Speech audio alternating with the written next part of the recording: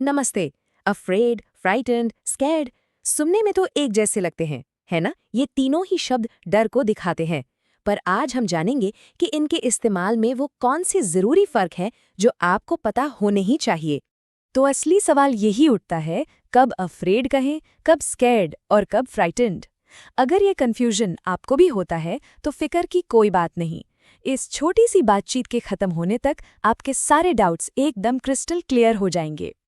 चलिए इसे step by step समझते हैं। हम इनके असल मतलब से शुरू करेंगे, फिर देखेंगे कि कब कौन सा शब्द इस्तेमाल करना है। इसके बाद प्रेपोजिशंस और मॉडिफायर्स के रूल्स को जानेंगे, और हाँ, आखिर में एक फटाफट वाली रेफरेंस गाइड भी है। तो शुरू करते हैं हमारे पहले सेक्शन से। एक डर, तीन शब्द। अब देखिए इनमें फर्क क्या है, ये जानने से पहले ये समझना जरूरी है कि इन तीनों में एक जैसा क्या है। सबसे पहली और सबसे जरूरी बात, इन तीनों शब्दों का जो कोर मीनिंग है, जो मूल अर्थ है, वो बिल्कुल एक ही है, डर महसूस करना। कमाल की बात यह है कि आप कह सकते हैं, I have never been so frightened in my life, और अगर आप यहाँ फ्राइटन की जगह अफ्रेड या स्केर्ड भी लगा दें तो भी मतलब बिल्कुल सेम रहेगा। तो फिर फर्क कहाँ है? चलिए अब उस पर आते हैं। हमारा दूसरा सेक्शन है इस्तेमाल और फॉर्मेलिटी, मतलब सही सिचुएशन में सही शब्द कैसे चुनें। तो चलिए एक एक करके देखते हैं। स्कैर्ड जो है वो सबसे कॉमन है। हम आप रोज की बातचीत में इसे खूब इस्तेमाल करते हैं, खासकर छोटे मोटे डर के लिए। फिर आता है अफ्रेड। ये थोड़ा ज्यादा फॉर्मल है, आपको ये ज्यादातर किताबों में या किसी फॉर्मल सेटिंग में सुनने को मिलेगा। और आखिर में फ्राइटेंड। ये जनरल पर्पस जैसा है, हल्के फुल्के डर से लेकर बहुत ज्यादा डर तक, दोनों के लिए एकदम फिट। अच्छा, अब आते हैं एक बहुत ही जरूरी हिस्से पर, प्रेपोजिशंस के रूल्स। देखते हैं कि ऑफ, फॉर और अबाउट का इस्तेमाल इन शब्दों के साथ कैसे बदल जाता है। तो यहाँ एक अच्छी खबर है, आप तीनों शब्दों के साथ ऑफ और फॉर का इस्तेमाल कर सकते हैं।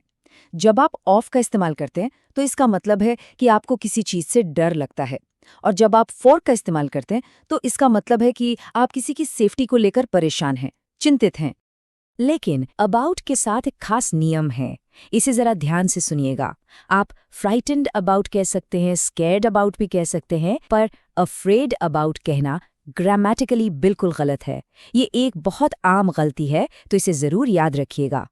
अगर ये छोटा सा रूल काम का लगा और इसी तरह आसानी से इंग्लिश सीखना चाहते हैं तो इंग्लिश विद अफजल चैनल को लाइक, कमेंट और सब्सक्राइब करना न भूलें, इससे हमें भी हौसला मिलता है।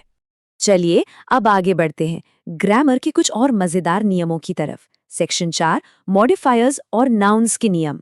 मान लीजिए आपको ये बताना है कि डर कितना ज्यादा या कम है, तो आप फ्राइटेंड और स्कैर्ड के साथ वेरी, अ बिट या टू जैसे शब्द लगा सकते हैं। जैसे वेरी फ्राइटेंड या अ बिट स्कैर्ड बिल्कुल सही है, पर यहाँ भी अफ्रेड अलग है। वेरी अफ्रेड कहना इंग्लिश में ठीक नहीं माना जाता। और अब वो नियम जो शायद सबसे ज्यादा जरूरी है, द नाउन रूल। सीधा सा नियम है, आप अफ्रेड शब्द को किसी भी नाउन यानी किसी संज्ञा से ठीक पहले इस्तेमाल नहीं कर सकते। तो एन अफ्रेड चाइल्ड बोलना बिल्कुल गलत है। तो फिर सही क्या है? आसान है। अनअफ्रेड चाइल्ड की जगह आप कहेंगे अ फ्राइटेंड चाइल्ड या अ स्कैर्ड चाइल्ड। ये दोनों एकदम परफेक्ट हैं। और लीजिए हम आ गए अपने आखिरी सेक्शन पर, क्विक रेफरेंस गाइड। मेरी सलाह है कि इस स्लाइड का एक स्क्रीनशॉट जरूर ले लें, ये आपको हमेशा काम आएगा। तो चलिए एक बार फटाफट सब कुछ दोहरा लेते हैं। देखिए अफ्रेड ज़्यादा फॉर्मल है और इसके साथ अबाउट और वेरी नहीं लगता, और हाँ, इसे नाउन से पहले भी नहीं लगाते। दूसरी तरफ फ्राइटेंड और स्कैर्ड ये दोनों ज़्यादा फ्लेक्सिबल हैं और इन सारे रूल्स को लेकर काफ़ी रिलैक्स्ड हैं।